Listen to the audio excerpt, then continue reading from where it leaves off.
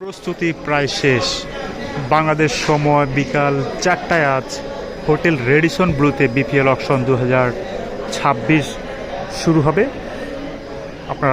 আপনাদেরকে একটু দেখানোর চেষ্টা করি যে এখানে আসলে ফ্র্যাঞ্চাইজির যে কর্মকর্তারা থাকবেন তারা এই টেবিলগুলোয় বসবেন, গোল টেবিলে বসবেন, আর ওখান থেকে হোস্ট আয়োজন কথা বলবেন, ডাক দেবেন এবং এখান থেকে তারা বিট করবেন।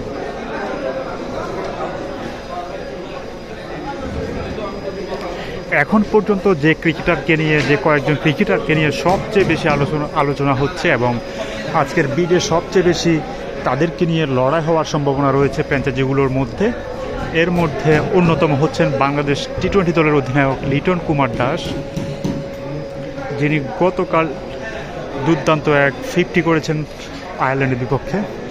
নিশ্চয় তাকে নিয়ে আজ অনেক বেশি কাড়াকাড়ি হওয়ার সম্ভাবনা রয়েছে। এর সঙ্গে তানজিম হাসান সাকিব কিংবা শরীফুল ইসলামদের নিয়ে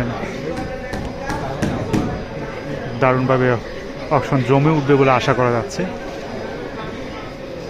এই গোল টেবিলে বসে আসলে ফ্র্যাঞ্চাইজিরা তাদের প্লেয়ারদের বিট করবেন।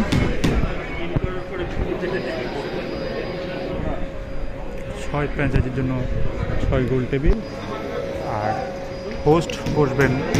হোস্ট এখান থেকে তার অনুষ্ঠান কার্যক্রম পরিচালনা করবেন।